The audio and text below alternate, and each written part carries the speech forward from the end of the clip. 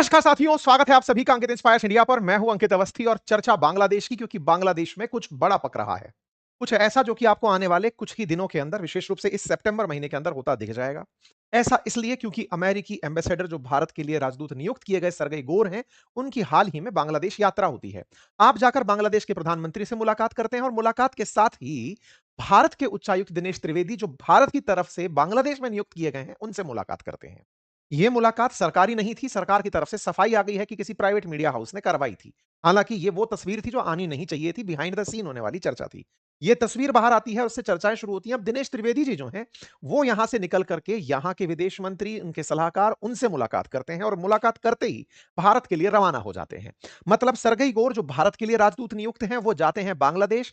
बांग्लादेश जाकर के वहां के प्रधानमंत्री से मुलाकात करते हैं, वहां के विदेश मंत्री से, वहां के सलाहकार से, भारत के उच्चायुक्त से जो वहां नियुक्त है, उनसे मुलाकात करते हैं। और इन मुलाकातों के दौर में कुछ ऐसी चीजें निकल कर आती हैं जो अब चर्चा के दौर में आ गई हैं। और चर्चा में किस बात की सबसे बड़ी चर्चा, कि क्या तारिक रहमान भारत आने वाले हैं, नंबर दूसरा, क्या शेख हसीना बांग्लादेश जाने वाली हैं, नंबर तीसरा, क्या बांग्लादेश को कोई नया राष्ट्रपति मिलने वाला है। ये राष्ट्रपति का शब्द याद रखिएगा, क्योंकि आगे पूरी कहानी इसी पर टिकी है।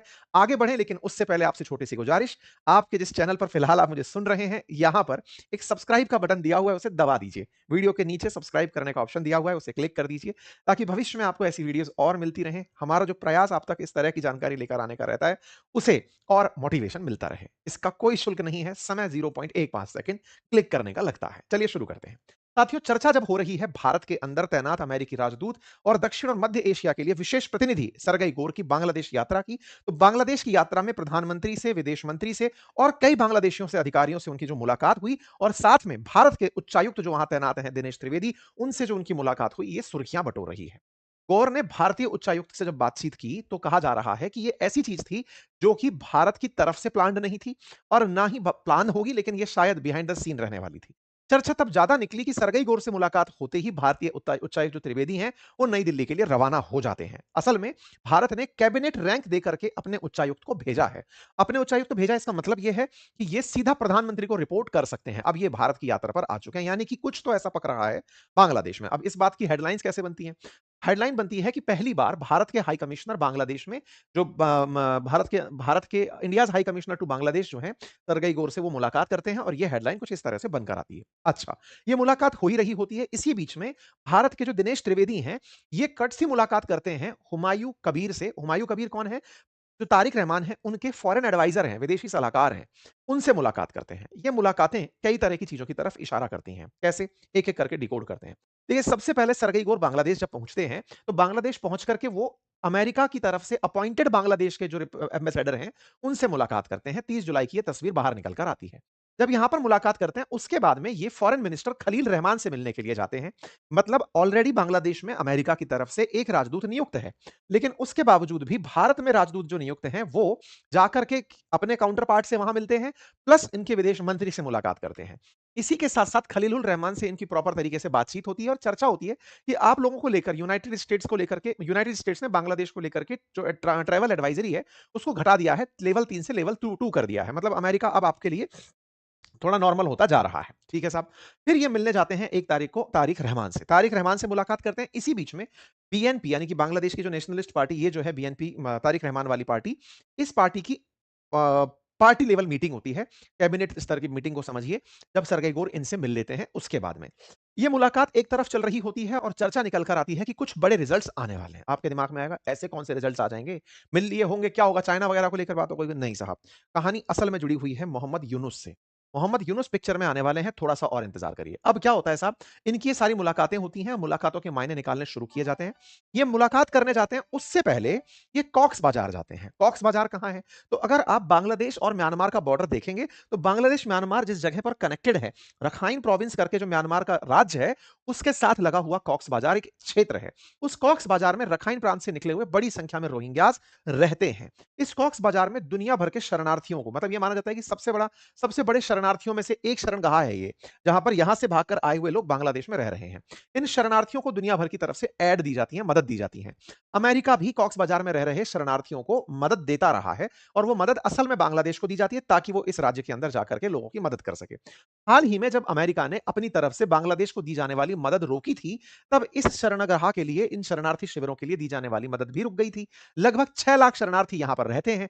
तो बांग्लादेश मांग करता रहा है कि भैया, जब हमने अपनी जगह पर किसी पड़ोसी राज्य के अंदर, देश के अंदर कोई दिक्कत हुई तो हमने अपने यहां शरण दिया, और उस शरण के बाद में लोग हमारे यहां आकर बस गए, तो बसे हुए लोगों के लिए मदद अगर दुनिया कर दे तो बेहतर होगा। तो ऐसे में दुनिया भर का कंट्रीब्यूशन इसे मिलता रहा है। अमेरिका अब तक $2.5 बिलियन इनको मदद के अंदर दे चुका है। ऐसे ही European Union, Japan, Australia, Norway इनको मदद भेजते रहे हैं।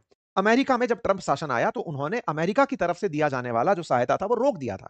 लेकिन जैसे ही 20 तारीख को रोका था, अब जैसे ही अभी जब जाकर के ये लौटे हैं सरगई गोर, तो इन्होंने जाकर कहा कि चिंता मत करो, अमेरिका आपको मदद देता रहेगा। इसका मतलब अमेरिका फिर से बांग्लादेश के साथ फिर से वही सारे के सारे टैक्स एंड ट्रिक्स अपना रहा है। नंबर एक, जब ये चर्चाएं हो तो एक दूसरी चर्चा आती है। जब कॉक्स बाजार पर अमेरिका अपनी तरफ से पैसे देगा, तो उसके बिल्कुल दक्षिण में वो सेंट मार्टिन आइलैंड है, जिसको बचाते बचाते शेख हसीना की सरकार गिर गई। असल में इसी कॉक्स बाजार के दक्षिण में ये रहा वो सेंट मार्टिन आइलैंड, जिस सेंट मार्टिन आइलैंड को बाइडेन चाहते थे बांग्लादेश से लेना। इसी सेंट मार्टिन आइलैंड को जब शेख हसीना ने देने से इनकार किया, तो यहां पर सत्ता परिवर्तन हुआ था। अब और एक बात समझिए, एक तो हुआ ये सबसे इंपॉर्टेंट पॉइंट। दूसरा पॉइंट, यहां पर जब सरगई गोर की मुलाकात हुई है, तारिक रहमान से 3 बड़े अधिकारी अब तक आकर मिल चुके हैं। एक आए थे सेंट्रल एशियन के, जो सेंट्रल एशियन अफेयर्स मिनिस्टर थे, या कहिए कि सेक्रेटरी थे, पॉल कपूर। वो आकर मार्च में मुलाकात किए। एक व्यक्ति और थे जिनका नाम था ब्रेंडायन लिंच। ये भी आकर के अभी बांग्लादेश में मुलाकात करने आए। ये लिंच कौन है? ये लिंच हैं जो मोहम्मद यूनुस के साथ भी लगातार संपर्क में बने हुए थे। जब तारिक रहमान नहीं थे, तब लिंच ही अमेरिकी हितों के लिए यहां पर बात करने आया करते थे। ओके, आपको इन्हीं ने ही, यानी कि अमेरिका को, मोहम्मद यूनुस को और अमेरिका को जो करने का मतलब, एक तरह से मोहम्मद यूनुस बिछ ही गए थे ट्रंप के सामने, तो क्योंकि पता था कि बाइडेन ने मुझे अपॉइंट करवाया था, अब ट्रंप कहीं कोई सजा ना दे दे, तो इन्होंने चोरी छुपे फरवरी 2026 में अमेरिका के साथ एक डील की थी। और उस डील को लेकर के, ट्रेड डील को लेकर इलेक्शन में बड़ा बवाल मचा था कि मोहम्मद यूनुस अमेरिका को ऐसा क्या देने का वादा कर गए जो कि आने वाली सरकारें नहीं दे पाएंगी। ऐसे में ये लिंच फिर से आकर के मिलते हैं उनके ट्रेड सेक्रेटरी से बांग्लादेश के अंदर, और मोहम्मद यूनुस के समय हुई डील याद दिलवाते हैं कि साहब, उनसे हमने एग्रीमेंट करवा लिया था 2026 के अंदर, फरवरी के अंदर। आपको उन सब चीजों को मानना ही होगा। अमेरिका की तरफ से अब इनके ऊपर एक दबाव डाला गया है, और वो दबाव ये है कि तारिक रहमान राष्ट्रपति जो बांग्लादेश का बनाने जा रहे हैं, वो मोहम्मद यूनुस को बनाए। अमेरिका ने अब एक तरह से बांग्लादेश में फिर से इंटरफेरेंस देते हुए कहा है कि सब कुछ सॉर्ट कर देंगे, हमें बांग्लादेश में राष्ट्रपति अपना चाहिए। आप सोचिए, जिस समय तारिक रहमान अपनी विदेश यात्रा में चाइना जा चुके हैं और भारत अब तक नहीं आए हैं, वहां पर चीनी प्रभाव को काउंटर करते हुए अमेरिकियों ने जिस तरह से दबाव की तकनीक अपनाई है, अब आपके दिमाग में प्रश्न बनने लगेगा, हम कहां हैं? देखिए, हमारे लिए तो मोहम्मद यूनुस पूरी तरह से ही बांग्लादेश को भारत के खिलाफ ले गए थे। पाकिस्तान के पक्ष में ले गए, चाइना के पक्ष में ले गए, भारत के खिलाफ कर दिया था। तारिक रहमान के साथ साथ भारत, और भारत की तरफ से भेजे गए दिनेश त्रिवेदी, बांग्लादेश के साथ भारत के रिश्ते सामान्य करने का प्रयास कर रहे हैं। ऐसे में अमेरिका जीत गया, यह दिखाने का तरीका है कि मोहम्मद यूनुस को फिर से लाकर बिठाया जाए। आपको याद होगा, चाइना बांग्लादेश ने पिछले महीने ही 13 बड़े एग्रीमेंट किए थे, और उन्होंने बांग्लादेश के मेजर पोर्ट्स पर चाइनीज एक्सेस दे दिया था।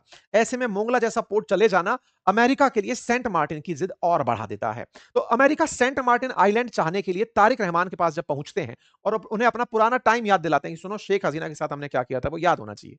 तुम्हें अमेरिका और चाइना को, दोनों को साधना है, और साधने के लिए तरीका क्या होगा? तो बोले, जो हमारा आदमी है इसे राष्ट्रपति बनाओ। देखो, ट्रंप ने जीतते ही बांग्लादेश का मसला भारत पर छोड़ दिया था कि भारत संभाल लेगा, लेकिन बाद में वो भारत के खिलाफ भी ट्रेड वॉर में उतर गए थे। ऐसे में जब तारिक रहमान अब सत्ता में है, तो अमेरिका तारिक रहमान के साथ तो लगातार वार्ता में है ही, लेकिन ट्रंप के मित्र सरगई गोर इस समय बांग्लादेश जाकर के उनको सलाह देकर आए हैं। अब आप सोचिए, बड़ा इंटरेस्टिंग मामला हुआ है। क्या हुआ है? आप पूछेंगे कि वर्तमान के राष्ट्रपति का क्या हुआ? तो बांग्लादेश में जो वर्तमान राष्ट्रपति हैं, इन्होंने स्वास्थ्य कारणों से इस्तीफा दे दिया है। ये वही व्यक्ति हैं जो शेख हसीना के टाइम पर अपॉइंट किए गए थे। तो अब बांग्लादेश के राष्ट्रपति हैं ये, जब मोहम्मद यूनुस थे सत्ता में, या फिर जब कार्यवाहक सत्तावाहक बने हुए थे, उस समय पर इनको हटाने के तमाम प्रयास हुए थे, ये नहीं हटे थे। ऐसे में राष्ट्रपति ने अपनी तरफ से, जब तारिक रहमान आए, तब उन्होंने खुलकर बताया कि मेरे साथ क्या क्या हुआ। आज से 4 दिन पहले की खबर बनती है कि बांग्लादेश के राष्ट्रपति ने पद से इस्तीफा दे दिया है। मतलब तारिक रहमान को सत्ता सौंपने के बाद शेख हसीना के काल में बिठाए गए राष्ट्रपति अब बांग्लादेश में अपना पद छोड़ देते हैं। राष्ट्रपति का पद खाली है। मोहम्मद यूनुस समाज सेवा के नाम पर फिर से खोपचे में है।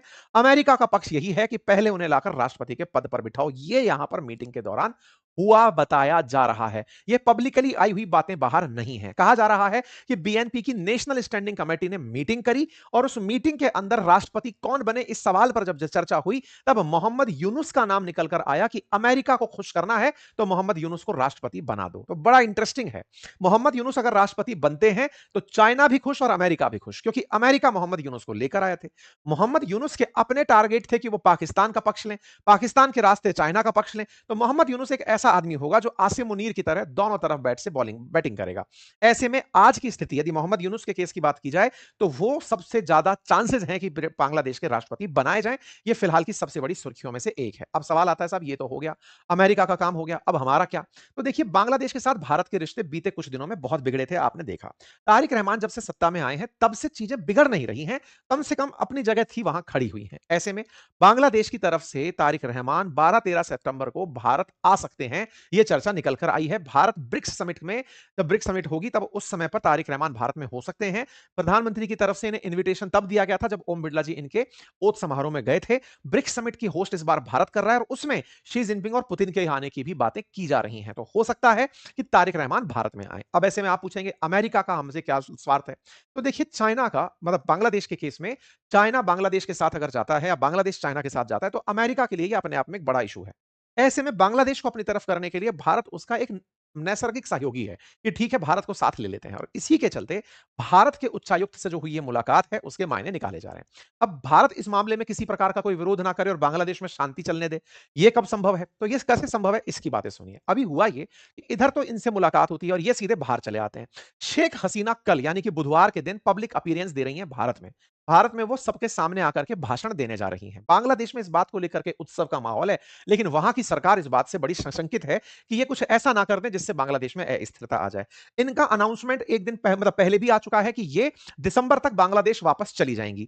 भारत का अच्छा किसमें है कि शेख हसीना सेफली बांग्लादेश पहुंचे और वहां पहुंच करके भारत बांग्लादेश के रिश्तों में आई हुई जो तलखी है वो खत्म हो। यानी कि शेख हसीना को पहुंचाने से पहले ही दिनेश त्रिवेदी की तरफ से या भारत की तरफ से जो दिनेश त्रिवेदी भेजे गए हैं, उन्होंने वहां पर पूरी तरह से पटकथा इस तरह से बना दी है कि शेख हसीना सेफली वहां पहुंचे, उनको वही राजनीतिक जो अपराधियों को सजा मिलती है वैसी कोई सजा मुकर्रर हो, फिर वो अपना केस लड़े और बाद में देखेंगे राजनीतिक पार्टी तो रिवाइव हो कम से कम। और बांग्लादेश इस चलते कि आपने शेख हसीना को अपने यहां रखा हुआ है, भारत बांग्लादेश के रिश्ते खराब ना हो, तो शेख हसीना को वापस भेजने की बात हो रही है। कल यानी बुधवार के दिन शेख हसीना पब्लिक अपीयरेंस दे रही है पहली बार। इसका बांग्लादेश में हो रहा है बढ़िया स्वागत कि वाह, कि भारत में खुलेआम बाहर आकर के शेख हसीना संबोधित करेंगी। अब शेख हसीना जब पहली बार बाहर आ रही हैं 5 अगस्त को, तो ये अपने आप में एक चर्चा का विषय बनता है कि क्या तारिक रहमान के आने से पहले शेख हसीना का पब्लिक अपीयरेंस भारत की कूटनीति है या फिर भारत इसे तारिक रहमान के लिए और मुश्किल बना रहा है। देखिए, हमने अगर अमेरिका के साथ मिलकर के बांग्लादेश में कुछ किया है तो हमने अपनी तरफ से भी ये बातें रखी होंगी कि हम चाहते हैं कि सेफ हसीना का एग्जाइल खत्म हो,